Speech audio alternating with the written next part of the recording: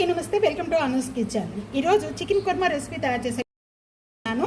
ఇది రోటీ, చపాతీ, పుల్కా, నాన్లోకి, రైస్లోకి అన్నిట్లోకి బాగుంటుందండి. తప్పకుండా ఇదే విధంగా ట్రై చేసి మీకు ఎలా ఉందనేది నాకు కామెంట్స్లో తెలియచేయండి. ఇక్కడ నేను 1 కిలో చికెన్ తీసుకున్నాను. మొత్తం కూడా వాటర్ యాడ్ చేసేసుకొని 3-4 టైమ్స్ వరకు కూడా బాగా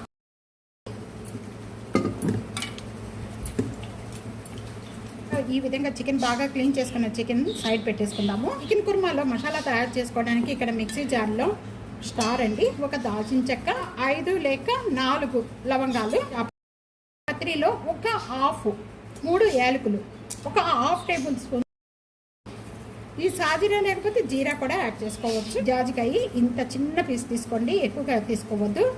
ఒక్క యాలక్కాయ, పెద్ద యాలక్కాయ. ఇవన్నీ కూడా ముందు పొడి మసాలా చేసేసుకున్నాం, కానీ ఏం కూడా యాడ్ చేయొద్దు.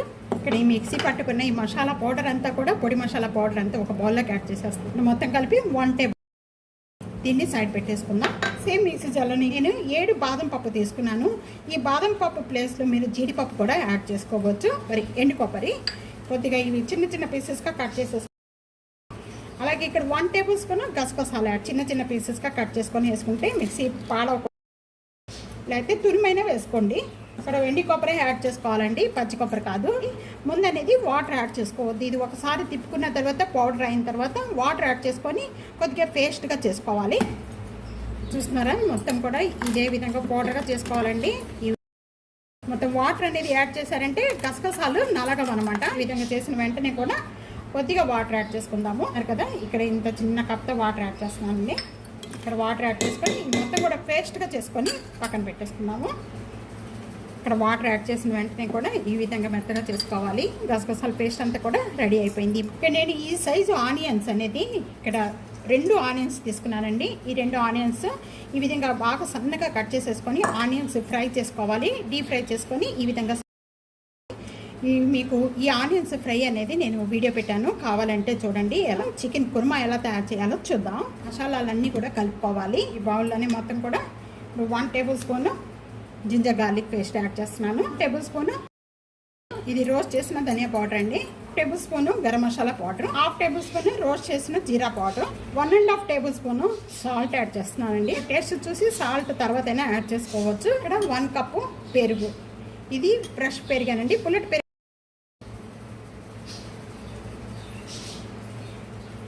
2 table spoon red chilli powder, 1 table spoon పసుపు. ముందుగా ఇక్కడ మిక్సీ చేసుకున్న మసాలా పౌడర్ అండి, మసాలా పౌడర్ మొత్తం కూడా వెళ్ళిపోతుంది దీంట్లోకి. 1 టేబుల్ స్పూను మనం మిక్సీ పట్టుకున్న గసగసాల పేస్ట్ అండి, మొత్తం కూడా ఇదంతా కూడా యాడ్ చేసేసుకోవాలి. మిక్సీ జార్లో వాటర్ యాడ్ చేసుకుని ఇలా పోసుకోవద్దండి, వాటర్ అనేది ఏమి యాడ్ చేయొద్దు. ఇది మిక్సీ జార్ పెట్టేసుకొని వేసుకోవచ్చు, లేకపోతే ఇదే విధంగా వేసుకోవచ్చు. ఇక్కడ మనం ఫ్రై ఆనియన్స్ కొద్దిగా మిక్సీ జార్ పట్టుకొని మెత్తగా చేసుకున్నామండి. మెత్తగా చేసుకొని వేసుకుంటే చాలా బాగుంటుంది. లో కానీ, నాన్లో కానీ, రైస్లో అన్నిట్లో కూడా బాగుంటుందండి. ఈ విధంగా చేసుకున్నంతా కూడా ఇప్పుడు మనం దీంట్లో కలిపేసుకుందాము.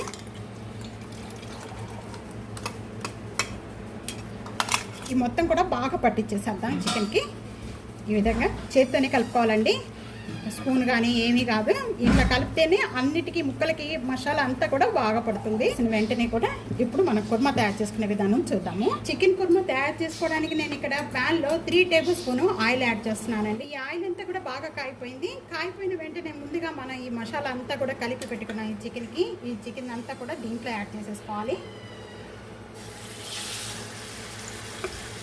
ముందుగా ఒక 2 మినిట్స్ వరకు కూడా హై ఫ్లేమ్లో పెట్టేసేసుకొని ఈ విధంగా కలుపుకుంటూ ఉండాలండి. ముందుగా మనం మిక్సీ జార్లో పేస్ట్గా చేసుకున్నాము గసగసాల పేస్ట్. ఆ గసగసాల పేస్ట్ వాటర్ అంతా కూడా ఈ చికెన్లో యాడ్ చేసేసుకొని ఇప్పుడు ఇదంతా కూడా దీంట్లో కలిపేసుకుందాము.